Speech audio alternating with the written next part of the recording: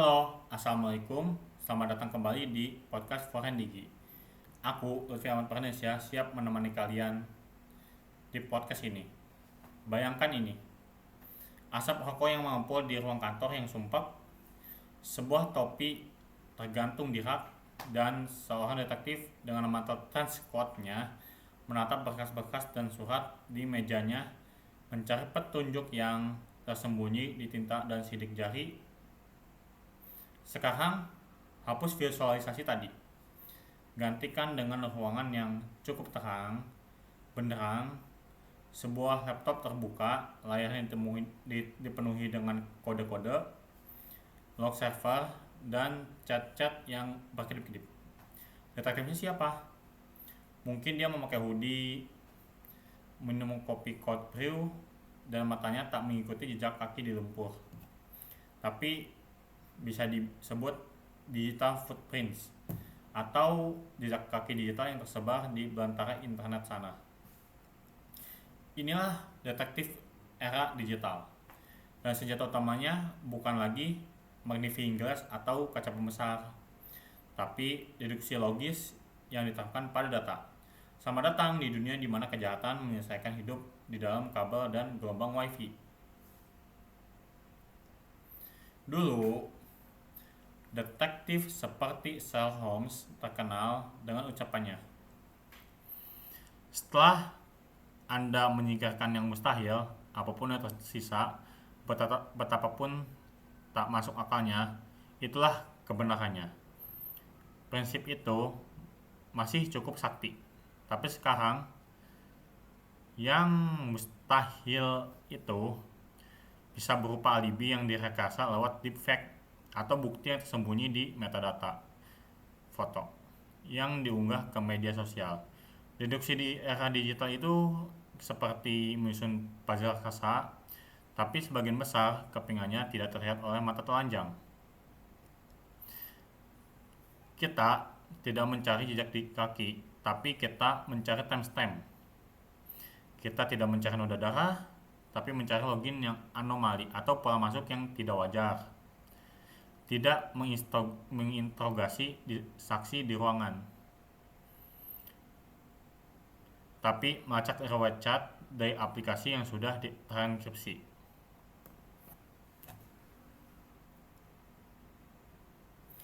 Mari kita ambil contoh sederhana deh. Sebuah kasus hacking akun bank. Detektif yang analog atau jadul mungkin akan mencari siapa yang punya motif, akses, dan kesempatan. Detektif digital juga gitu, tapi dia mulai dari tempat yang berbeda. Mulai dari log akses server, dia melihat ada login nih yang berhasil dari IP address di negara lain, misalnya pukul 03.00 dini hari waktu lokal. Mustahil? Nggak juga. Mungkin ada klien sedang traveling, lalu dia deduksi lebih jauh. Perangkat yang digunakan ternyata jenis smartphone yang tidak pernah dipakai klien berdasarkan data sebelumnya. Dan waktu loginnya juga aneh. Hanya 2 menit setelah klien terbukti melakukan transaksi di aplikasi dompet digital di HP-nya. Yang asli, satu orang tidak mungkin menggunakan 2 perangkat berbeda dalam waktu bersamaan di lokasi, kan? Berbeda.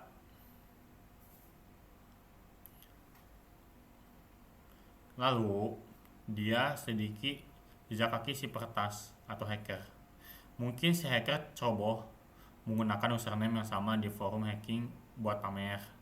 Atau alamat IP palsu itu ternyata memiliki digital signature yang mirip dengan serangan sebelumnya yang berasal dari grup tertentu.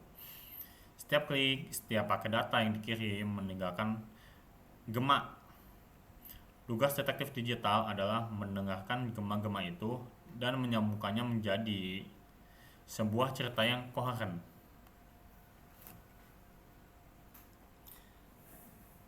Tapi disinilah tantangannya. Di dunia digital, detektif jejak itu mudah diciptakan, dimanipulasi, atau dihapus.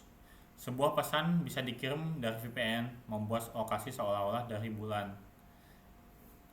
Sebuah foto bisa memiliki metadata yang diubah, tapi inilah mengapa deduksi tidak bisa hanya mengandalkan satu bukti.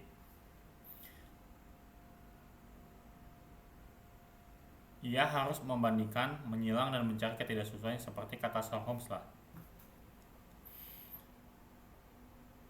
Data. Aku tidak bisa membuat bata tanpa tanah liat. Di era kita, tanah liat adalah data yang jumlahnya luar biasa banyak. Tantangannya adalah menemukan tanah liat yang relevan di tengah gunung informasi. Ini disebut to noise ratio. Detektif digital yang baik adalah seorang penyaring yang brilian. Dia juga mungkin melihat pola korban selalu membuka email phishing yang dikirim di setiap Selasa pagi, atau mungkin ada aplikasi yang selalu mengakses mikrofon tepat sebelum percakapan. Rahasia dibocorkan. Dan inilah deduksi, pola membaca ritme di balik chaos dan data.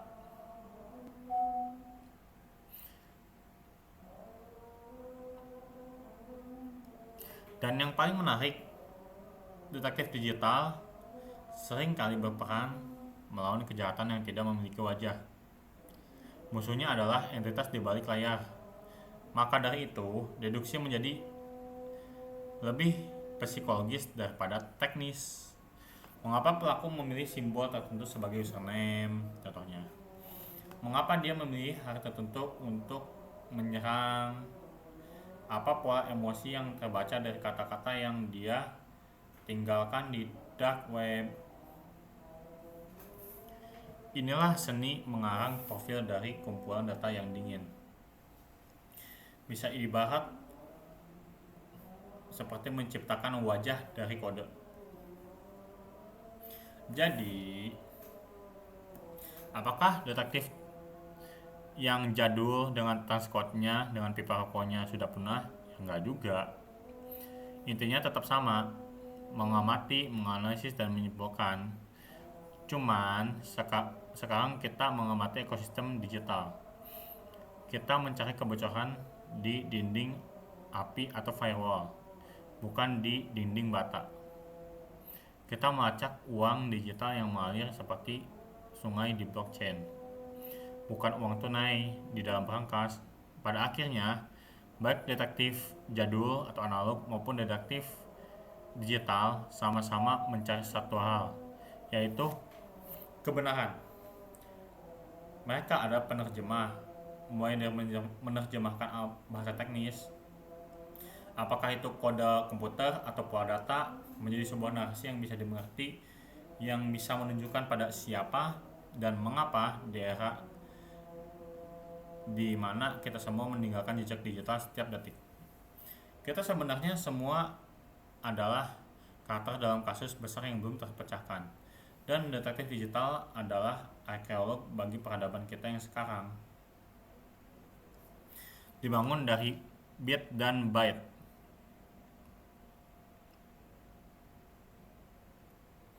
Oke, mungkin lain kali kita akan bahas kasus nyata yang sudah diselesaikan, di mana sebuah like di media sosial ternyata adalah kunci pembongkaran sebuah skema kejahatan.